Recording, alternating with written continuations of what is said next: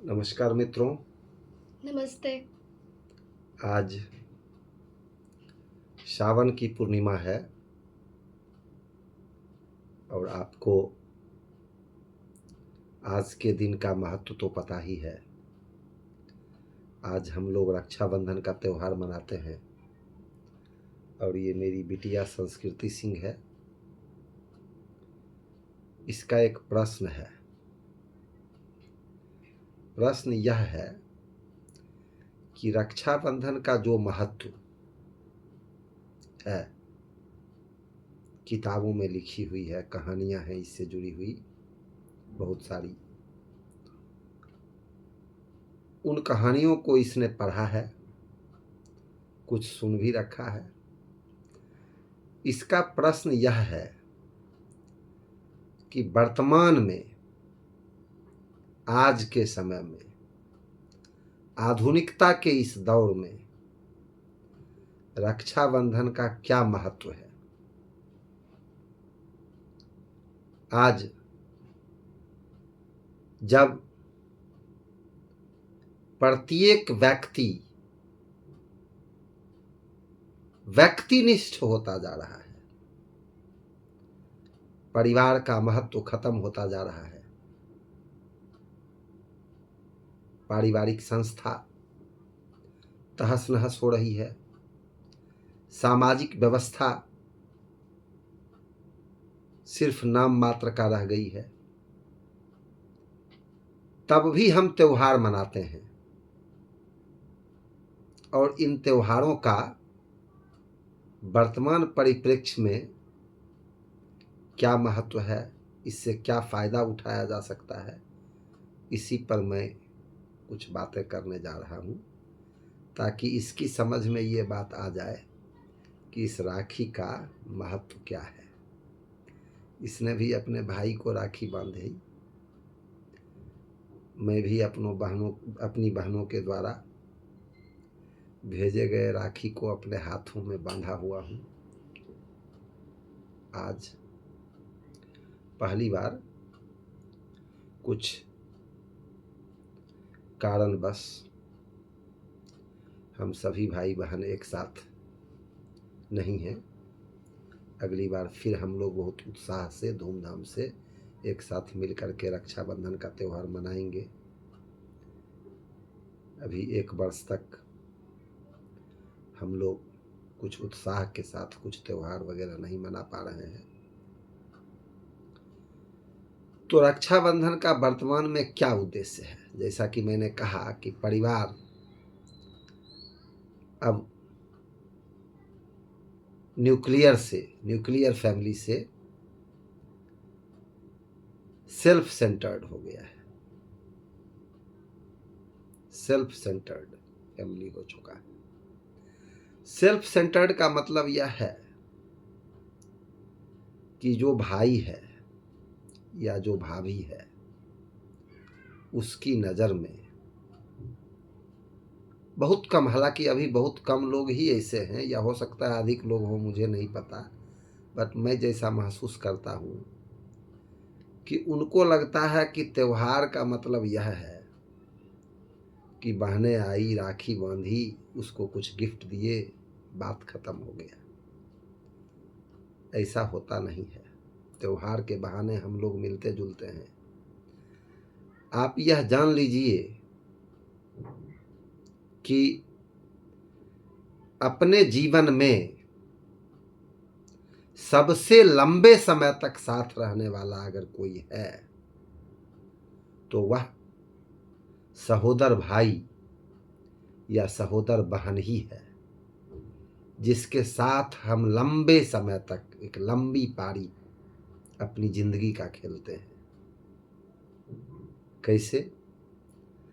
तो जब हम भाई बहनों का जन्म होता है तब से लेकर के जब तक हम लोग पृथ्वी पर रहते हैं, सबसे ज्यादा समय तक हम लोग ही साथ रहते हैं। माता पिता उतने लंबे समय तक हमारे साथ नहीं रहते हैं, क्योंकि माता पिता के एक उम्र होने के बाद, मान लीजिए 25 साल, 30 साल, 28 साल होने के बाद हम लोगों का जन्म होता है, और एक अवधि के बाद माता पिता हम लोगों पर अपनी जिम्मेवारी सौंप कर चले जाते हैं। लेकिन हम भाई बहन 70 साल 75 साल तक साथ रहते हैं। अब साथ रहने का यह आशय नहीं कि एक ही घर में रहते हैं, अलग अलग घरों में भी रहते हैं, तब भी हम लोग जुड़े रहते हैं। किसी के मन में रहता है कि भाई पत्नी को जीवन साथी कहा जाता है, तो पत्नी लंबे समय तक साथ में रहती है, पत्नी भी लंबे समय तक साथ में रहती है एक साथ। लेकिन भाई बहन से कम समय तक पत्नी साथ रहती है, क्योंकि पत्नी तो शादी के बाद आती है और भाई बहन बचपन से ही साथ रहते हैं। तो भाई बहन के बीच की जो यादें हैं उसको संजोए रखने का यह पर्व है। साथ ही यह इस बात का भी वादा करने का पर्व है कि अगर कोई बहन किसी तरह के कष्ट में है, किसी ज़रूरत में है, तो बाकी के जो भाई बहन हैं उनको मिल करके उसको सहयोग करने की ज़रूरत है। बहन ही नहीं, भाई भी अगर कष्ट में है तो बहनों को उसको सहयोग करने की ज़रूरत है। और ये सहयोग की भावना तभी हो सकती है, तभी कायम रह सकती है जब हम लोग एक साथ मिलें। सनातन धर्म में आप देखेंगे कि रिश्तों को संजोने के लिए बहुत सारे पर्व त्यौहार मनाए जाते हैं। उसी में से एक रक्षाबंधन है।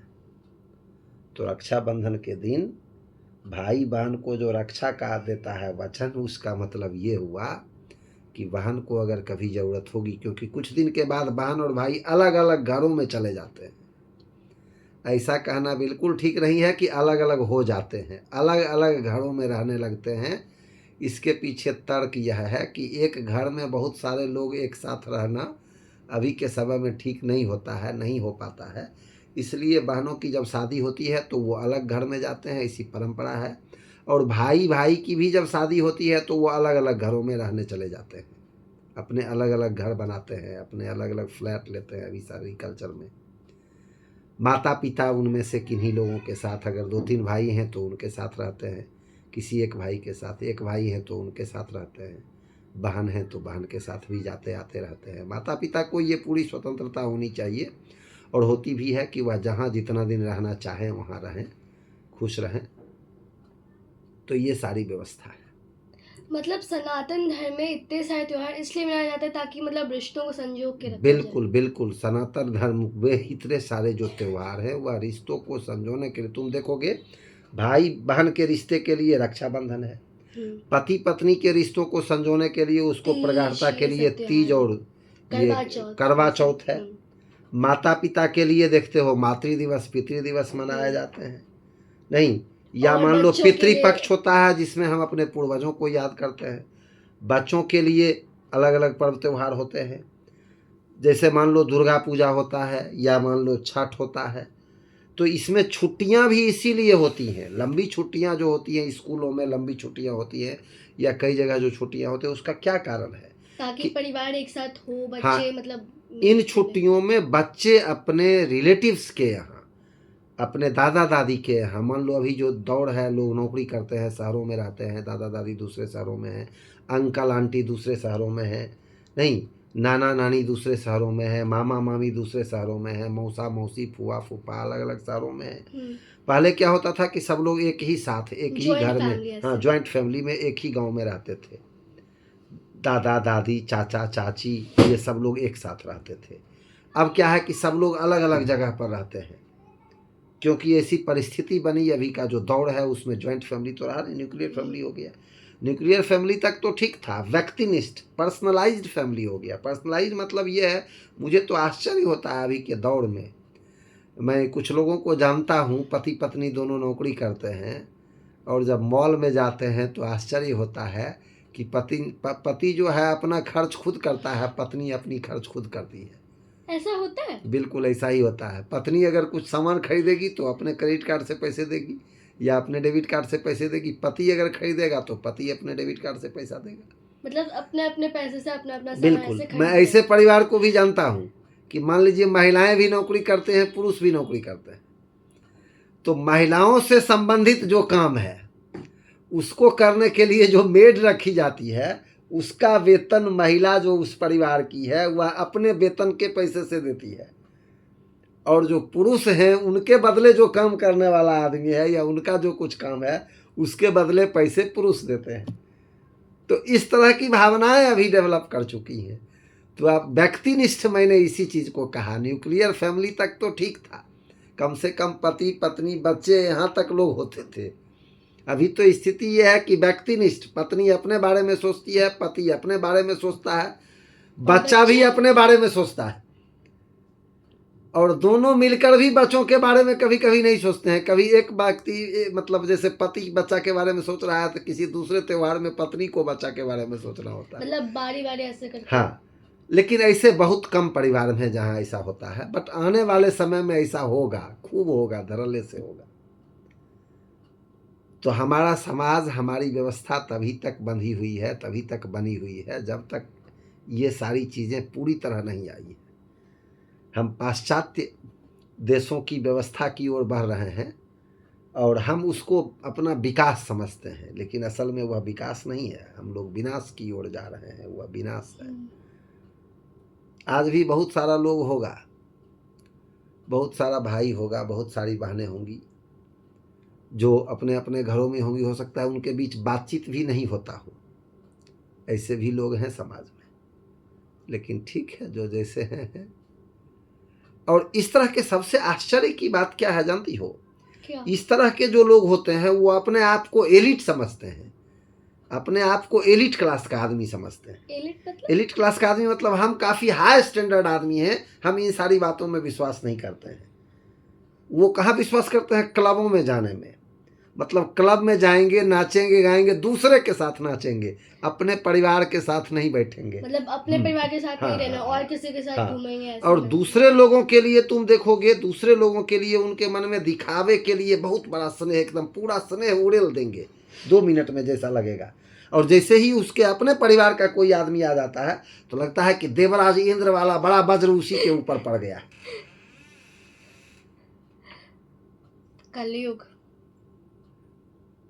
कलयुग, इसमें युग का कोई लेना देना नहीं है। कलयुग और सतयुग और त्रेता युग और द्वापर युग, मेरा जो मानना है, यह तो जैसे जनवरी फरवरी मार्च महीना है, उसी तरह समय अंतराल को बांटा गया है 4 भागों में। तो कलयुग, सतयुग, त्रेता युग, द्वापर युग होता है। ठीक है, तो ऐसे लोगों की पहचान करनी जरूरी है और खुद को ऐसा बनने नहीं देना है। खुद को ऐसा बना कर रखना है कि हम परिवार से बंधे रहें, एक दूसरे से बंधे रहें। जब जिसको जिसकी ज़रूरत हो तो लोग उसकी मदद करें। ठीक है, बाकी कुछ भी चीज़ें यहाँ परमानेंट नहीं है, अस्थाई नहीं है, लेकिन हमारे विचार, हमारी व्यवस्था, हमारे व्यवहार, ये सब जो है समाज में लंबे समय तक याद किया जाता रहा है, याद किया जाता रहेगा। और कुछ तुम्हारी उत्सुकता है क्या? फिलहाल तो नहीं है। तो चलिए, बहुत बहुत धन्यवाद। मैंने इसकी उत्सुकता को शांत करने की कोशिश की, और आपको भी इसमें कुछ जोड़ना हो तो कमेंट करके बताइएगा। बहुत बहुत धन्यवाद। शुभ रात्रि।